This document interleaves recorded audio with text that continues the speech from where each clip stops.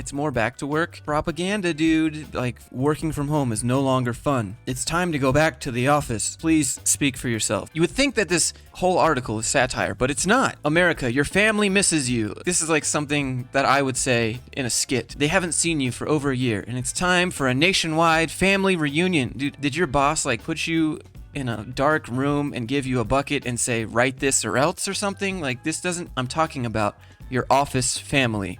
I don't have an office family, okay? I have a workplace and coworkers. Even I miss my workplace, even though I'm moderately introverted. No moderately introverted person would say, I miss my office family, and they miss me. So, come on. I dislike riding subways at rush hour and have no particular reason to go to the office in the first place. We erstwhile cubicle drones have proven we can get the job done from home. But much as we all adore our families, we've all had enough face-to-face interaction with our household relatives to last us for a decade. I mean, same with my coworkers, though. I've had enough interaction with them. This whole issue just seems like people have problems being able to separate themselves and have self-control. They assume just because they're working remotely, they can't go anywhere. Like, it's remote work. Go somewhere. Tired of your family at home? All right, go out of the house. Go for a walk. Go for a drive. Work at the park. Go somewhere with internet if that's what you need to do your job. Have some accountability here. The solution of being tired of being at home is not just, okay, well, I guess I'll go back to work. A census survey last year found that people were working remotely more than usual in 37% of households during the pandemic. Getting back in the groove of going to the office will yield all sorts of psychological, emotional, and even economic benefits. Sorry, commuting to the office costs money. Who's that beneficial for? What kind of economic benefits am I getting, or are the people that have to commute to work getting by having to spend their money to go to work? I think the only real benefit here is that commercial real estate stays valuable. Lunch places in central business districts, for one, could really use your business. Okay, so, just drive to lunch places in central business districts and get lunch. You don't have to go to an office to do this. Is this kid for real, though? Like, what did they do to you, man? It's satisfying to be in the presence of other people solving problems while advancing towards a common goal. Call up a coworker and be like, hey, you want to go somewhere and work? Why do you have to go back to an office to do this? A survey of 2,300 office workers for Gensler last spring found that 70% wanted to return to the office most of the week, and only 12% wanted to work from home every day. This study is BS. So let's see. Insights from Gensler's U.S. Work From Home survey. Okay, so 2,300 people were surveyed, and only 12% of these 2,300 people wanted to work from home full-time. So what's the headline for this study? Only 12% of U.S. workers want to work from home full-time. The study was 2,300 people, and they say 12% of U.S. workers, implying that all 300 million Americans, only 12% of those want to work from home? No, this is such a teeny tiny study, bro. 2,300 people, and you're going to make the claim that 12%, only 12% of people want to work from home, so, that's the majority. You better come back in. Like, this is a terrible study. Majority said it was more difficult to collaborate remotely. What are the majorities? How old are the majorities? More difficult to collaborate remotely. Like, maybe in certain scenarios, but in general, like, if you can do your job on the computer, being in person and being remote are pretty much the same for me. Like, I've said this a million times. The difference of being in person and collaborating is some dude pointing at a whiteboard or pointing over your shoulder, pointing at the screen, versus you collaborating remotely. He's moving his mouse around in a circle, highlighting what he wants you to look at. Like, there's really not that much of a difference. Even the CEO of Zoom, Eric Yuan, I don't know. He said he experienced fatigue with virtual meeting platform, having had as many as 19 online meetings in a single day. The problem is not with these meetings being online. The problem is that you have 19 meetings in a day. This is a dumb argument. This is probably why you write for the New York Post, right? There's the natural fascination of regularly interacting with fellow members of the species in the 22 to 65 age group.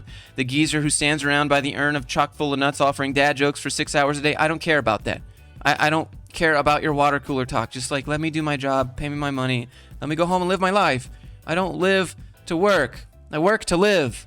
But people like this dude, I don't have time to waste with the old geezer by the water cooler telling dad jokes. And this isn't something I look forward to. It's something that maybe you can think about if you're forced to go back to the office, but it's not something that you would optionally choose to go waste your time on. The overly ambitious young upstart quietly scheming his way into middle management. The girl in the corner who laughs too loudly at her social media feed. I miss you, Alexandra. Come on, man. Nobody misses this. The people like you that are this excited about going back to the office are the reason why everyone else isn't. Just want you to know that, Kyle. Even the worker bees of Dunder Mifflin, despite their sad, cringy faces, were an odd kind of family. Even if they were an odd kind of family, Kyle, The Office is a fictional story. It isn't real. This was satire of The Office. It's to make fun of The Office in real life, as in The Office in real life is a joke. It's not something that you should aspire to be like. I bet that by now, even they'd miss the trip into downtown Scranton to wince at every team-building exercise devised by their incredibly awkward boss. Okay, if you miss the trip downtown to your office, then take a trip downtown to your office. Nobody misses cringing at their team-building exercises, though. After more than a year away from the office, many feel anxious about returning to life with their colleagues. Anxious in the bad way, as in like they don't want to do it. Not anxious like, I can't wait. But working from home has been shown to exacerbate stress and depression. I don't know about exacerbate, maybe the other kind of bait people do at home. And where's the study for this? Stress and depression? Working at home, really? Working at home has probably made people the opposite of both of those things. Meanwhile, over the past year, America has added almost as many inches to its waistline as it has dollars to its deficit. A Harris poll found that 42% of Americans reported gaining an average of 29 pounds during the pandemic. Okay, so these people have self-control problems. This isn't a reason to come back to the office. Let people eat what they want. Jeez. Getting up and moving around and being more than 15 feet away from the pantry has to be better for your fitness level than staying home and slowly turning into these blob people, like the Wall-E people who live permanently in motor scooters because their legs can no longer support their bellies. Not everyone who works at home just sits and eats all day. Consider the social perks. What happened to you being moderately introverted? No moderately introverted person is going to say, consider the social perks of being at an office. This is just propaganda, dude. Remember when you could ask, how was your day today, honey? And not know the answer? Going to the office every day gives you and your spouse something to talk about again over dinner. Or, you could both just go your separate ways during the day, again, and have some self-control. And if you're lucky enough to live in or around New York City, you're guaranteed to have lots of really interesting stuff to discuss involving crime, chaos, disorder, and all-around freakiness. I'm sure people want to avoid that stuff by being at home. Like, I don't think I'm looking forward to seeing crime, chaos, and disorder while going to the office. I don't think that's a perk. Why are you saying this is a perk? Because I'll have something to talk about? Are you out of your mind? People pay good money to go to the zoo or the museum to see unusual stuff. It's a zoo or a museum. I don't want to be attacked by homeless people or get mugged in an alley or just watch some really disturbing stuff happen in the subway. Like, what is wrong with you? In New York City, it's all included with the price of your subway fare. And pretty much everything is a lot more compelling than whatever's going on in the average suburb. Speak for yourself, dude. Just because you're bored at home doesn't mean everyone else is. Going to the office also means that once in a while you could even do something wild, like not be home for dinner at 6 p.m. because you're still out doing stuff with people other than family. You don't need to go to the office to go out and do stuff with other people other than your family. You're probably the type of person who doesn't have any other friends than your office coworkers, those really extroverted people that no one else wants to be around, but they have to be around you because you both have to go to the office. That's you. And for those of us with small children at home, what bliss it will be to spend at least some days in the company of adults. Think about this for a second. What bliss will it be to spend some time away from my kids? Okay, so spend some time away from your kids anyways. If you're not going to be at home, someone else has to take care of them, right? You got to put them in daycare. You got to give them a nanny. So here's an amazing idea, Kyle. Why don't you just get a nanny or put them in daycare while you're working at home? Have you ever thought about that? No one is suggesting anything bonkers like getting on a train and going to work 5 days a week. No, you're suggesting that the people I work with are my second family. If the people at your job are your family, then do you get to take half of everything when you divorce, aka get fired? Do you get alimony? No, you don't get any of that. Work is not your family. Stop promoting this garbage. Stop doing the share selection shit, New York Post. Oh my God, dude, I can't just highlight anything. It would do us all good to bust out of our homes once in a while and revel in another's quirks, habits, clothing choices, and thoughts. You can do that without having to go to the office. Don't tell me Zoom is just as good as reality. Many people working from home have actually reported feeling burnt out. Newsflash, buddy. I bet they were burnt out at the office too. It's probably their job, not where they're doing it from. Nearly half of adults working from home experience stress, anxiety, or depression, according to the Kaiser Family Foundation. Another newsflash for you. I bet they experience stress, anxiety, or depression at the office just as much. Plus, as Kathy Merrill, the CEO of the magazine The Washingtonian, hinted at in an op-ed last month, it's really easy to fire your employees or simply reduce them to contractor status when you don't see them every day. It's actually pretty much illegal to do that, by the way. Just FYI, in case you didn't know that. Want to be indispensable and climb the corporate ladder? Make sure to get yourself some actual FaceTime instead of virtual FaceTime with the boss. Is this how you're going to end it? That's how you end the article, huh?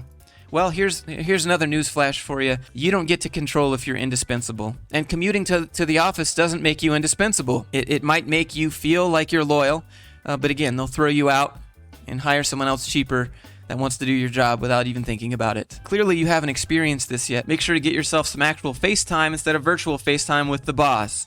Again, if a boss feels the need to promote you based on you commuting to the office, it just proves my point. It's not who you know, it's not what you know, it's not the results of your job, it's who you blow. It's who you unbuckle at the end of the day and say, thanks, boss, for letting me do that to you. I really appreciate the opportunity. This is infuriating. It's not a joke, it's not satire, it's not parody. Someone actually wrote this in complete seriousness. Your family misses you. How have you drinking this much Kool-Aid, Kyle? Seriously. Like, put the bowl of Kool-Aid down, man. Stop drinking it. Seriously. Want to be indispensable and climb the corporate ladder? Then commute to the office. Sorry, bro. If they want to outsource you or fire you, they're gonna do it. Regardless if you're like, wait, boss. I'll come to the office. They're just gonna do it anyways. You suddenly being motivated to commute is not gonna change their decision to outsource you or fire you or save money. And just because they can outsource you doesn't mean that they will. Not everyone wants to deal with different time zones, different language barriers, security issues. But if they do, then you can damn sure bet you going, wait, boss, let me drive. Okay, you're not fired. It's not, like, be realistic about it. Anyways, that's all I got for you. If you enjoyed the video, at least my part of the video, click like, subscribe if you want to see more of me exposing this corporate nonsense, this anti-work from home propaganda. Leave a comment. Let me know what you think. Share it with someone if you want. I have some links in the description if you'd like to support the channel and what I do. I'll see you guys in the next one.